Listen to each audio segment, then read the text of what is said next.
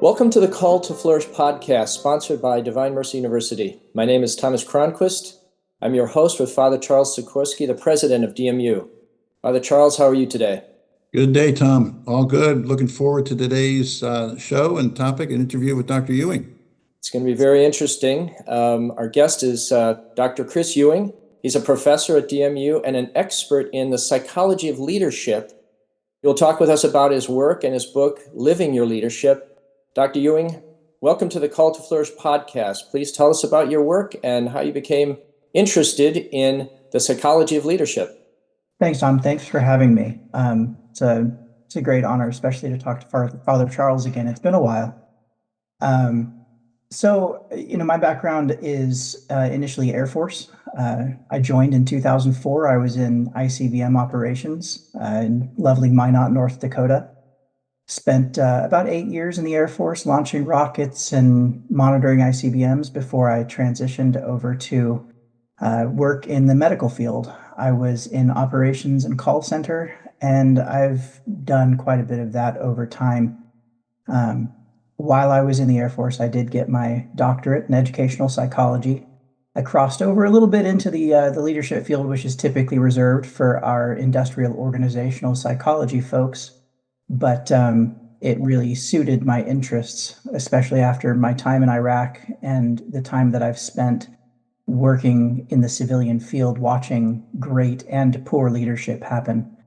I got my Lean Six Sigma Black Belt while I was out, along with PMP and a couple other certifications that are relevant to some of the jobs that I've had.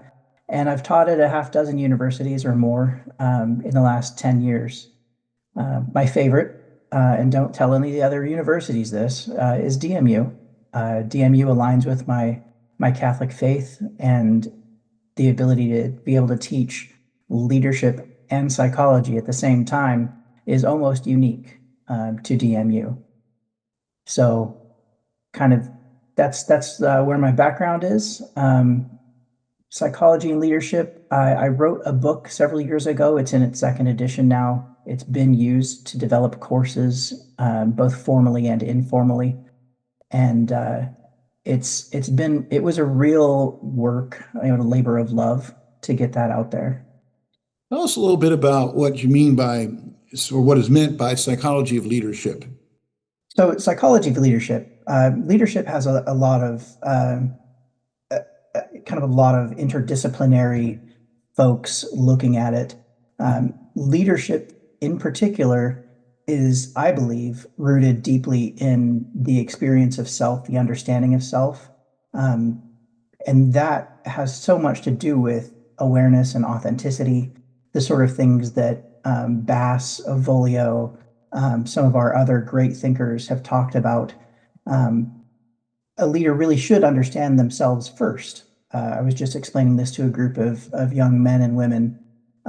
But it's your God-given traits, virtues, and strengths that inform the type of leadership that you may or may not be best at. In psychology, you want to ensure that you have alignment interiorly and in your external leadership practice, that authenticity, the emotional intelligence, and then the ability to shift your focus from that self-growth to caring for others. As St. Augustine said, the measure of love, is to consciously will the good of the other. And that is the essence of servant leadership, which is what I tend to espouse as the greatest or the pinnacle of leadership competencies. Yeah, you mentioned something along the lines, you could be leaders in different situations or different kinds of leaders.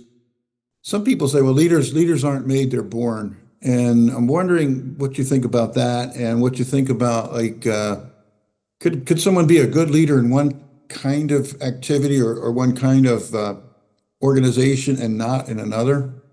Oh, absolutely. I mean, you make a couple good points there. So I completely disagree that leaders are born.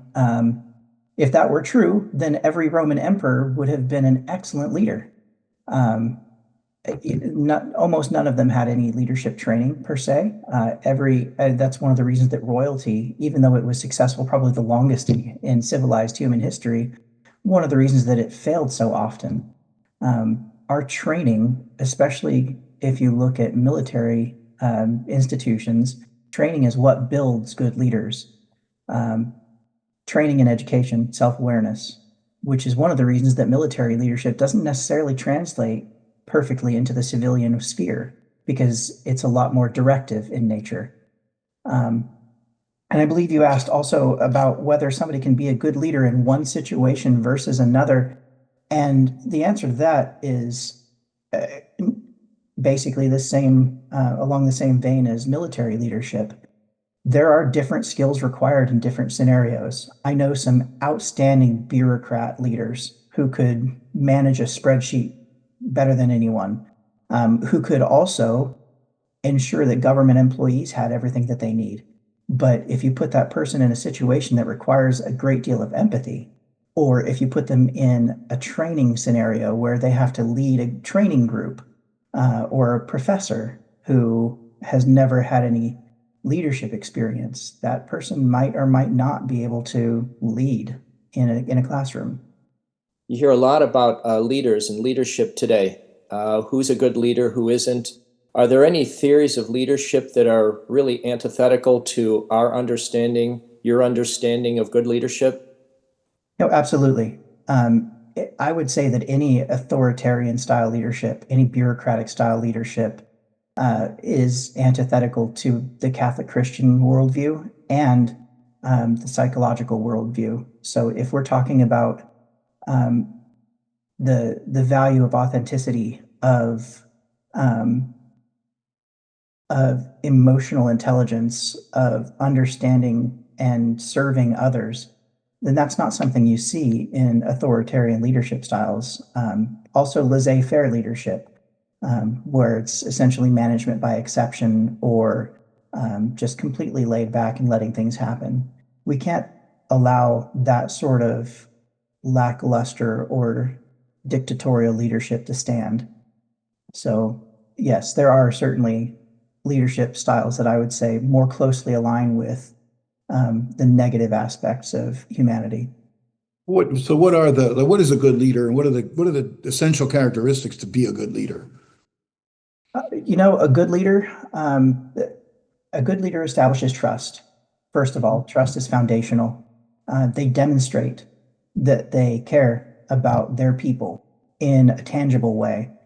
And they practice, in my estimation, servant leadership, where there are self-sacrificial behaviors, where humility and authenticity are at the forefront. They're practiced daily by that leader.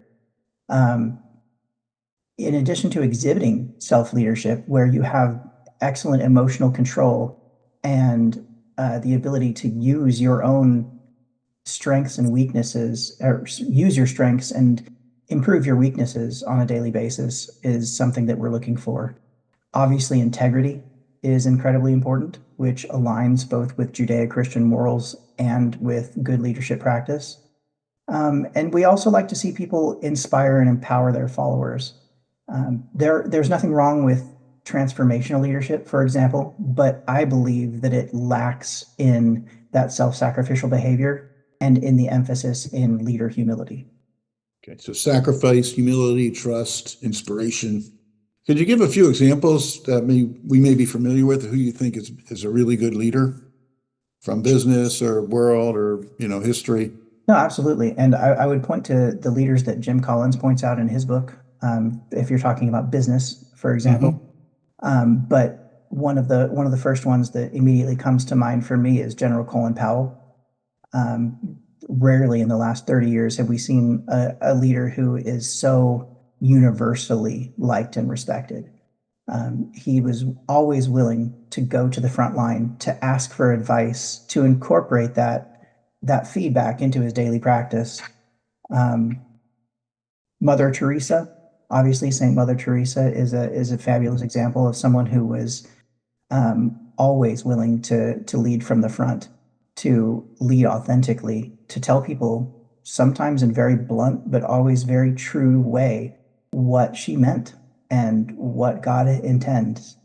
So there's two examples off the top of my head for sure. You've touched on humility, and I think about our Lord as being a great leader, obviously, but he said, I am meek and humble of heart. And I'm wondering, does that work today? Do those characteristics work today? Can you be meek and humble of heart and be a good leader?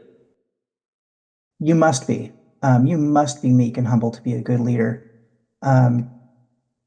So I believe it was St. John Climacus, one of the fathers of the church, who said, humility is the only virtue a devil cannot imitate. Pride made demons out of angels. And I'm missing a little bit of text. I apologize, but memory doesn't necessarily serve. But humility could make angels out of demons. That is more true than anything else. And if we look at Philippians, one of my favorite overall verses, do nothing from selfish ambition or conceit, but in humility, ensure that others are more significant, more important than yourself. Christ is the perfect example in all things. And his example of self-sacrifice and suffering for our sins, washing of the apostles' feet, even when he had to kick Peter a little bit to make sure he did it, that sort of example is something that we as Christians can't overlook. We're talking about leadership here, and sometimes I get confused. There's leader. What are the behaviors of a leader as opposed to, say, a manager, right? Some things are more sort of practical, other things are more inspirational. How would you distinguish between a leader and a manager? And to what degree does a leader need to be a manager, and so forth? That's a great question, and one that I get in every class that I teach. Because management, you can be a manager and not be a leader all the time. Our favorite Venn diagram. Not all managers are leaders, but all leaders should be equipped in management skills. The real difference between a leader and a manager is that leaders define vision. They inspire, they guide, they typically, hopefully, are humble and self-sacrificing. They care about their people first. Whereas managers, they design, they execute processes and procedures. They focus on efficiency, which is, of course, fantastic and something that is necessary. They control complexity through process and procedure. Whereas while managers are focused on execution, in fact, Ram Charan and Larry Bossidy wrote a fantastic book called Execution, and it's one of the things that Jack Welch was known for. But would we call those folks leaders per se? I'm really not sure. I think it's not something that I'd be willing to comment on. Whereas leaders empower people and they create change. That's what leaders do. Empowering people, creating change, painting a vision, or leading with a vision. Absolutely. Because that's what we mean by leader. Whereas managers sort of, efficiencies, and both important roles, but very different roles. Yeah. They are. They certainly are. And there are certain positions and organizations that require both, some that require only one of the two. I'd like to ask, how does one improve one's leadership skills? Let's say you need to be a better leader in overall or in particular areas. How do you improve your leadership skills? Do we read your book, or are there other ways? What suggestions might you have? So reading is always a great place to start. I think that actually that's a great place to improve. I'd say a great place to start is finding out more information about yourself. Jordan Peterson is famous for saying that you don't know yourself, that you have to watch what you do in order to know who you are. I would recommend that people start with well-validated psychometric assessments or personality assessments to see where their strengths and weaknesses may lie. There are wonderful ones out there. DISC is one of them. I think that's very powerful. Jordan Peterson has one out there as well. It's more about your personality and proclivities. But there are a lot of tips that, a couple of which I wrote down in preparation for this particular podcast that I could recommend. And engagement and self-reflection that I've already talked about is one of them. Seeking mentorship. I think that it was Einstein who said something along the lines of the only way that people learn is by example. Mentors are invaluable. You can really practice servant leadership, focusing on others first. Being other-centered is super important. And learning from your failures, which is part of engagement and self-reflection, that builds resilience, something Carol Dweck talked about a lot in her growth mindset work. And then talking about improving communication skills, and that can be both written and oral, taking class, attending Toastmasters, that sort of thing. And, self-awareness you mentioned, and seems like we all have blind spots, but I'm wondering, how rare is it to find a person who has a really really good amount of self-awareness? Is this something that you see? Are there obstacles to that we need to think about in our own lives, but also working with others? Like what are sort of impediments to self-awareness? And you mentioned you could do take one of the diagnostic tests, which is helpful, but could you just comment on that? What are the main obstacles to it, and maybe some other ways outside of those tests that we could work on? Yeah, absolutely. So you can tell a self-aware person pretty quickly. I think most people can see through people who are inauthentic. It's pretty well known that facade is easy to penetrate. They're unwilling to talk about others and focus on others, as opposed to, and when you ask them questions about themselves, it's typically fairly surface level. The arriving at a better understanding of yourself, developing self-awareness is something that people who have time or make time for self-reflection, that's a necessary step. One of the reasons that we see, for instance, priests and religious, even deacons, as people who are often very self-aware is because they're forced through their education, training, and schedules in a lot of ways to have developed that level of self-awareness. They're in a profession, in a calling, in a vocation that values self-awareness. The way to develop that outside of taking classes at DMU, for example, in counseling, in psychology, to develop better self-understanding is to do things like empathy exercises. They're online. You can look those up. Any of them really would do. Reflective journaling. A gratitude journal is a great way to get yourself started, or a journal on reflections on leadership. Writing things down is a great way to externalize some of those internal feelings. Engaging with a spiritual director is also a great way to get that done. I know the spiritual direction certificate program is invaluable, but I'm not here to. Well, that's great. Yeah. No, DMU, we're very happy to help whoever wants to come and study with their self-awareness. Seems also like humility would have to be, you mentioned it before, but like that's how it would tie in here. I think if you're not humble, you might not want to really reflect deeply on, who you are and how you impact people, and what are your weaknesses. It takes humility to even encourage really to do that exercise. Absolutely. Humility is something that it's actually, I think, fairly difficult to build, because it has to be practiced on a daily, almost constant basis.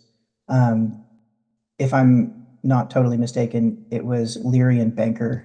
They talked about hypoegoic non-entitlement, which is, of course, the I needed to get published fancy way of saying that despite any success a person has, the most important thing is that they're no more inherently valuable than anyone else.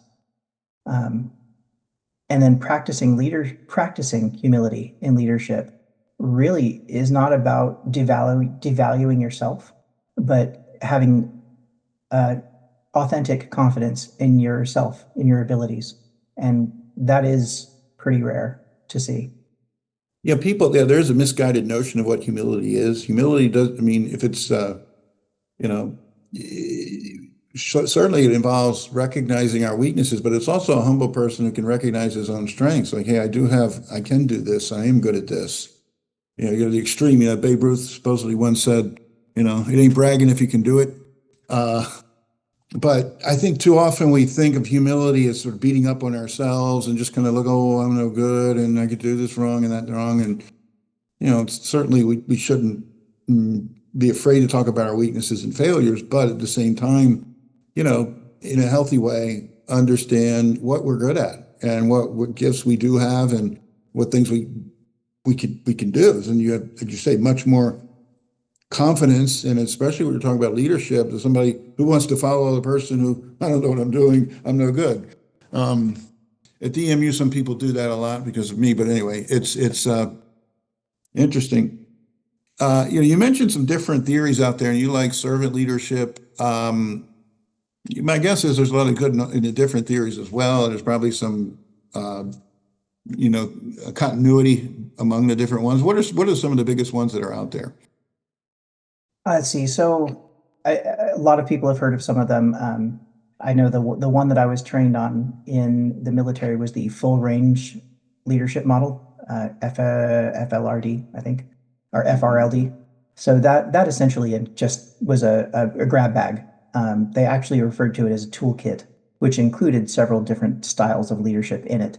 The most famous ones that are still in vogue are transformational leadership, servant leadership, transactional leadership, laissez-faire leadership, autocratic leadership, participative leadership, which is also called democratic leadership, situational leadership, which is the full range model, and then, of course, charismatic leadership, which is probably one of the most dangerous of the ones out there. So, yeah, what makes that dangerous? Father, come on. We can just look at our politicians. Charisma is the dark side of narcissistic tendencies. It has that potential. Charisma is also a very beautiful thing and something that we respect a lot of people for their charisma. Oh my goodness, I'm losing the name. It'll come back to me. But there are a lot of people that were fantastically charismatic that we still look up to. Nelson Mandela, Flannery O'Connor, but there are also people who have vast amounts of charisma that were exceptionally dangerous and used that kind of authoritarian, charismatic leadership style to throw the world into chaos. I have a question. We in our lives, we deal with all kinds of people, good leaders and bad leaders. And how do you deal with somebody who is maybe not a very good leader? I know people who actually lose their jobs because they can't deal with a superior in a workplace because that person is not a good leader. Do you have any recommendations for people to deal with somebody who might not be the best leader? It's all very situational. There are times in your life where you do have to knuckle under to take what you can, do the best with it. But there are also times where you have to take a step back and ask yourself, is this person my direct supervisor? Are they actually toxic? Am I going to value the amount of energy that this pulls from my life more than I am my family and my mental health? Because I have left a position based on a manager. And I can tell you right now that is, according to most research, the main reason that people do leave jobs. It's not because there aren't enough pizza parties or the pay is too low. It's because of their leadership. I've also stuck with it through bad leaders. I tried to influence them and their decisions and the impact that they could have. Sometimes it works, sometimes it doesn't. Well, fortunately, we have a wonderful leader in Father Charles at Divine Mercy University, so we don't have that problem. But I've heard oftentimes about people who struggle with in their jobs, and it's hard to give it advice. As you say, I guess you have to. It's on a case-by-case basis. What's the best thing to do in a situation like that? Absolutely. I mean, and really, it is about prioritizing what you have in your life. Sometimes it just isn't worth it. Two-part question here. So I think this can happen sometimes in businesses, even in the church. We want to give you a promotion and put you in a job, in a position right now that is going to require much more leadership from you. You know, you identify with the mission of the organization, you're doing great work. Let's say the person feels like, well, I've never done this before. This is something new for me, and I'm afraid I don't know what to do. I guess the two parts would be like, what should they think about to discern whether or not they would accept such a position? And then secondly, what could they do to develop their leadership skills? Discernment is it's an important process. I know I read a book by Gallagher on the discernment of spirits, and it was a great read, but it's also a continuous kind of process, a conversation between you and the Holy Spirit. And there are a lot of different factors that come into play when you're talking about something as potentially life-changing as going from an individual contributor to a leader. The leader's role is very different than an individual contributor. You have people that look up to you as mentor, as leader, as someone who's making decisions that affect their daily lives. One of the things that I would definitely consider is what's my time commitment going to look like? Am I capable of dedicating the time that I need to get my job done as well as lead effectively? Do I believe internally that I'm capable of doing what's necessary to be a good leader?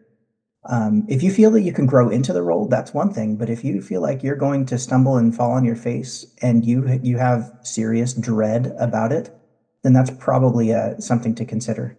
I know that we talk a lot about imposter syndrome, and that's also something that we should consider. But in the short term and in the long term, if you feel that you aren't capable of or desirous, if you have a decent level of self-knowledge, and you think that that's not a strong suit or something that you desire to develop, then it's probably something you should avoid.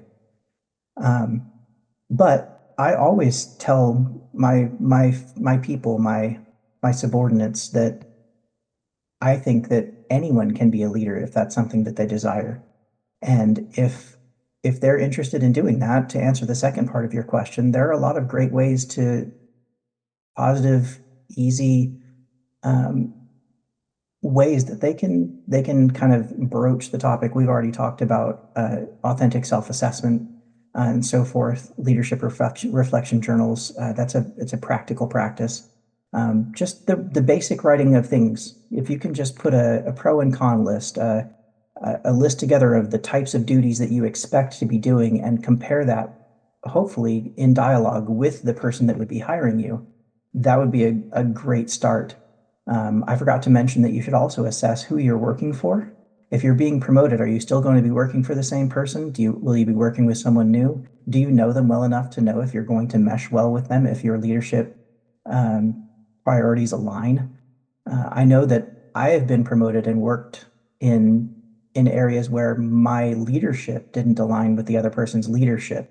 Our mission certainly did, but the way that I lead is much more participative and self-sacrificial, and I tend to model a lot, which is it took a lot more time, and it was not as authoritative and directive as that person expected. So I would also recommend looking up. So when you practice for an interview, for instance, you look up behavioral interview questions. If you're practicing to be a leader, you can look up scenario-based decision making. You can any PHR HR site will have very good questions. Say, in this scenario, this is what's happening, and then you can answer it and see what the appropriate response would be. And then, of course, public speaking, always useful for leaders, getting in front of even 2 or 3 people and having a conversation where they ask you some difficult questions. But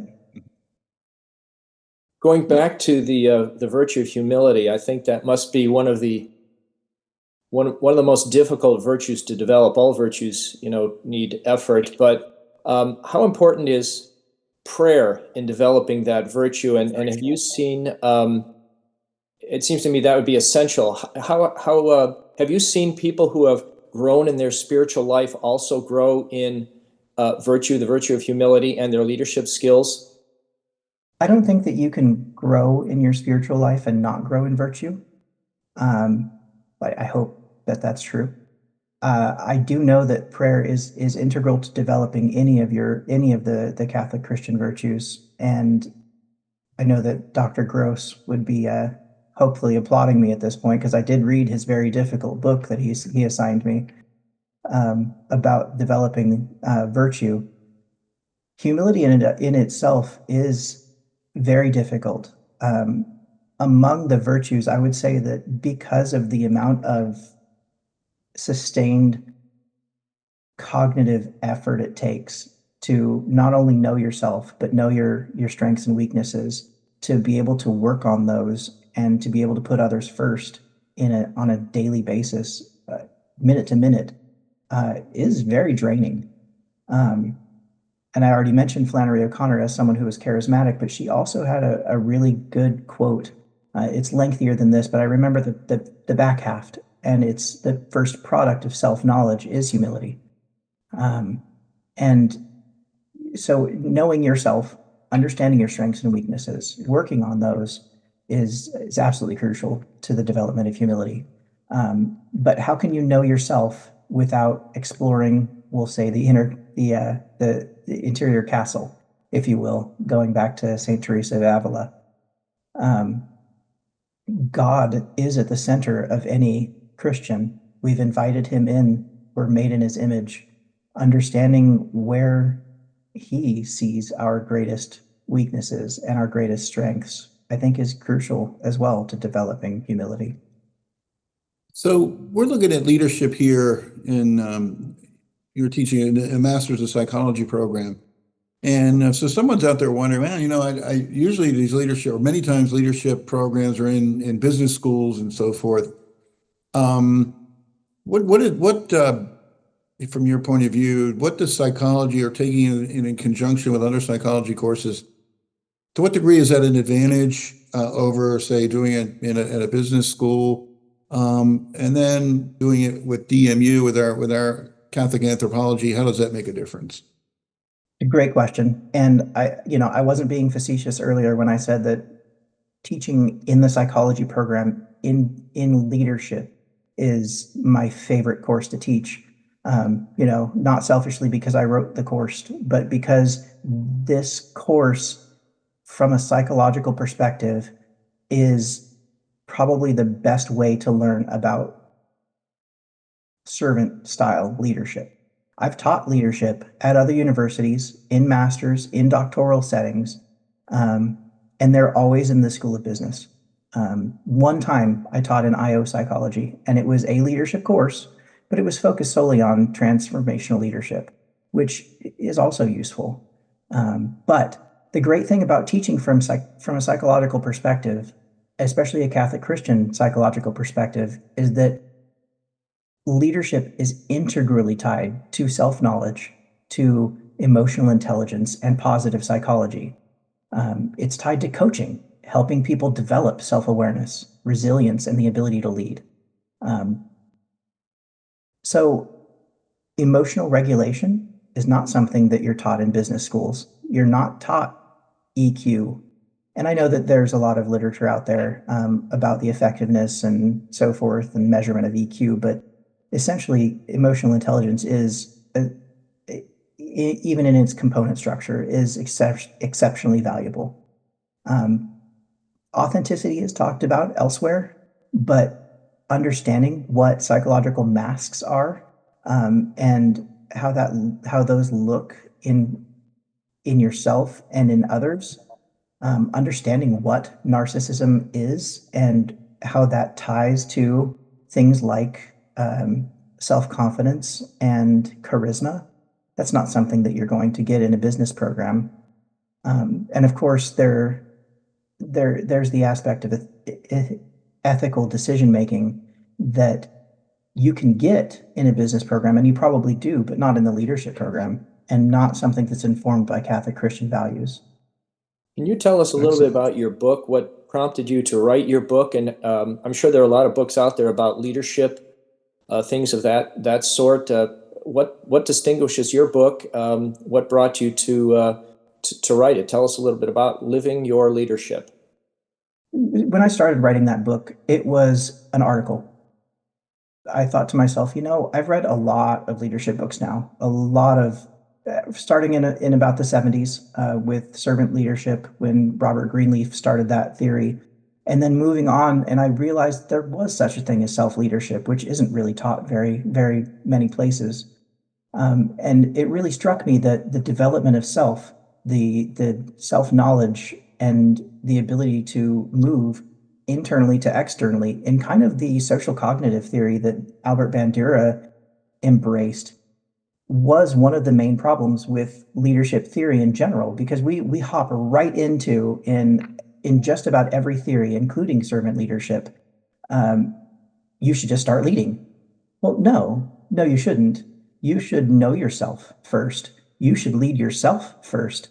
And there are very few books out there, I think, that delve deeply into self-leadership as a structural piece that underlies the transformational and servant leadership style.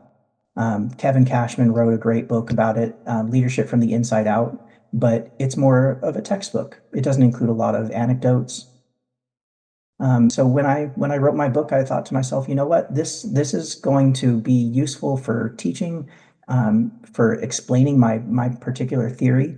And my best friend and I, both Catholic Christians, and we kind of run a little company together where we enjoy meeting with local government and private companies, and we talk to them about why is our HR department so universally despised? Let me tell you. And that was the impetus behind writing the book. And I have not since found very many books that are much like it. I believe that one of the things that many books lack is an interdisciplinary focus, bringing in psychology, business, the study of leadership, and in the second edition, especially, a lot of the Catholic Christian values, quotes from Augustine in the Bible, really do open it up to a broader audience and make it more relevant, I think, in people's daily lives. Well, this has been a very interesting podcast and a topic that I think is very, very important today. We're coming down the home stretch regarding time for this particular podcast. I was wondering, is there a particular website that people can go to for more information about your work, or maybe an email you might have that people could send you questions? I don't maintain a website anymore. It was just too much effort, but you can feel free to use my DMU email. It's cewing@divinemercy.edu. And I'm always happy to discuss. You can find my author profile on Amazon. There are a lot of Chris Ewings out there, but it's Chris J. Ewing.